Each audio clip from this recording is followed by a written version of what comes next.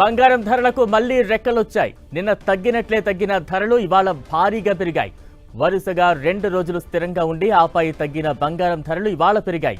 22 క్యారెట్ల పసిడిపై 850 రూపాయలు, 24 క్యారెట్లపై 920 రూపాయలు పెరిగింది. దీంతో బులియన్ మార్కెట్లో ఇవాళ 22 క్యారెట్ల 10 గ్రాముల బంగారం 75,950గా ఉంది. 24 క్యారెట్ల పసిడి ధర 82,850గా నమోదైంది. రేట్స్ భారీగా పెరగడంతో సామాన్య ప్రజలు గోల్డ్ కొనాలంటే వెనుకడుగు వేస్తున్నారు. మరోవైపు వెండి ధరలు కాస్త ఊరటనిస్తున్నాయి. వరుసగా 2వ రోజు వెండి ధరల్లో ఎలాంటి మార్పు లేదు. గత 10 రోజుల్లో వెండిపై 1000 పెరగ్గా అంతే మొత్తంలో తగ్గింది. నేడు బులియన్ మార్కెట్లో కిలో వెండి 96,500గా ఉంది. తెలుగు రాష్ట్రాల్లోని ప్రధాన నగరాలైన హైదరాబాద్, విశాఖ, విజయవాడలో కిలో వెండి 1,04,000గా నమోదైంది.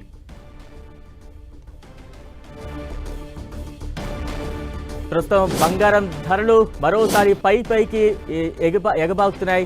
మరింత విశ్లేషణ అందించేందుకు గీతానంద్ గారు మనకు అందుబాటులో ఉన్నారు. గీతానంద్ గారు, బంగారం తగ్గినట్టే తగ్గి మరోసారి పైకి వెళుతుంది, ఎలా అర్థం చేసుకోవాలి?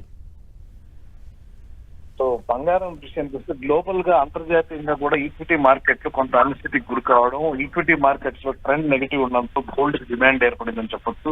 ఎందుకంటే గోల్డ్ ని సేఫ్ హేవెన్ కింద ట్రీట్ చేస్తారు. సో ఎక్కడైతే ఈక్విటీస్ రిటర్న్స్ తగ్గుతాయో లేదా నెగిటివ్ ట్రెండ్ లోకి వెళ్తుంది అనిపిస్తుందో ఆ టైంలో జనరల్ గా కూడా గోల్డ్ మనకు పెరుగుతూ ఉంటుంది. అదే వరకు ఇప్పుడు కూడా కొనసాగుతూ ఉందని చెప్పొచ్చు.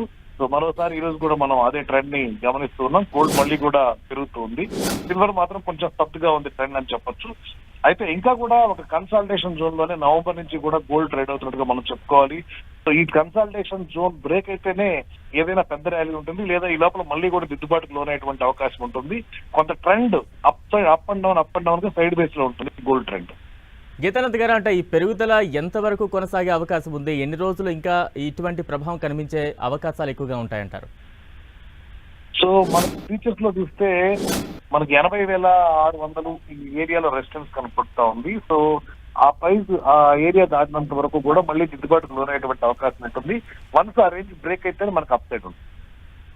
ఓకే, అంటే ఇన్వెస్ట్ చేయాలి అని చూసే సామాన్యులకు ఎటువంటి సజెషన్స్ మీరు ఇస్తారు? ఇది రైట్ టైం అంటారా, లేకపోతే కొంత వేచి చూడాల్సిన సిచ్యువేషన్ ఉందంటారా? సో మళ్ళీ ఒక చిన్న కరెక్షన్ ఉంటుంది, డెఫినెట్ గా కరెక్షన్ లో కొనుక్కోవచ్చు. సో లేదా 80,600 ఫ్యూచర్ ప్రైస్ దాటిన తర్వాత బై చేయొచ్చు. రైట్, అంటే ఏ అంశాలు ఎక్కువగా ప్రభావితం చేస్తూ ఉంటాయి బంగారం ధరలు పెరగడానికి కావచ్చు, తగ్గడానికి కావచ్చు, దోహదం చేసే అంశాలు ఏంటేంటి?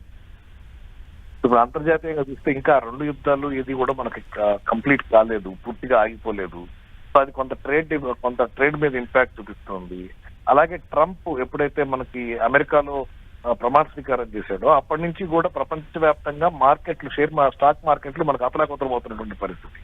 సో ఎస్పెషల్లీ కెనడా మీద కానివ్వండి, మెక్సికో మీద కానివ్వండి, చైనా మీద కానివ్వండి, తను ఏదైతే 25% ట్యాక్స్ ఇంపోజ్ చేస్తారన్నాడో అది కొంత అనిశ్చితికి కారణమవుతోంది.